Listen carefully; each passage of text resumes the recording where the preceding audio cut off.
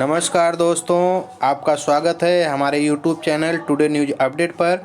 जैसा कि आप जानते हैं कि हमारे चैनल पर जो ऑथेंटिक न्यूज़ रहती है वह दी जाती है और स्पेशली नीट से संबंधित जितनी भी सूचनाएं हैं वह आपको प्रोवाइड की जाती है। और आज नीट काउंसलिंग पर एक बहुत बड़ी अपडेट आ रही है और वह अपडेट जो है केंद्रीय स्वास्थ्य मंत्रालय की तरफ से है।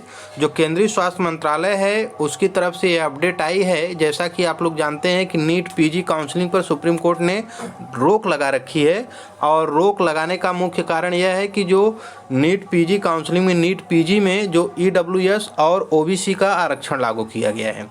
तो ईडब्ल्यूएस का 10% आरक्षण और ओबीसी का 27% आरक्षण लागू किया गया है।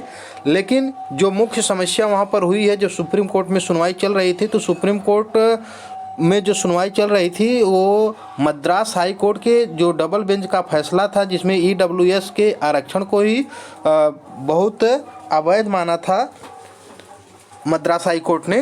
तो उस पर सुनवाई चल रही थी। सुनवाई के दौरान सुप्रीम कोर्ट इस बात को लेकर बहुत नाराज हुआ कि ईडब्ल्यूएस कोटे में जो आय सीमा है वो 8 लाख निर्धारित की गई है। और सुप्रीम कोर्ट की नाराज़गी की वजह भी यही थी कि जो व्यक्ति 8 लाख सालाना कमा रहा है वह गरीब कैसे हो सकता है। इस कारण जो सुप्रीम कोर्ट ने केंद्र सरकार को एक निर्देशित किया कि आप इसके लिए कमेटी बनाइए और यह जो आय सीमा है इसका पुनः निर्धारण कीजिए। तो उसके लिए सुप्रीम कोर्ट के आदेश के अनुक्रम में केंद्र सरकार ने कमेटी का गठन कर दिया है और कमेटी अपनी रिपोर्ट 3 सप्ताह में देगी। इधर नीट पीजी काउंसलिंग में देरी होने के कारण जो रेजिडेंस डॉक्टर थे वे लोग हड़ताल पर चले गए और हड़ताल पर जाने के कारण लोगों को बहुत ज़्यादा असुविधा हो रही थी। लेकिन इसी बीच आज बहुत अच्छी खबर आई है लोगों के लिए। कि अच्छी खबर यह आई है कि जो रेजिडेंस डॉक्टर थे उनका जो एसोसिएशन था, उस एसोसिएशन ने जो हड़ताल चल रही थी, हड़ताल को 1 सप्ताह के लिए, केवल 1 सप्ताह के लिए टाल दिया है। और इस बात पर टाला है कि केंद्रीय स्वास्थ्य मंत्रालय ने आश्वासन दिया है कि वह सुप्रीम कोर्ट में जल्दी सुनवाई के लिए अर्जी दायर करेगा और सुप्रीम कोर्ट से रिक्वेस्ट करेगा कि यह सुनवाई जल्द से जल्द हो, जिसके कारण काउंसलिंग हो सके।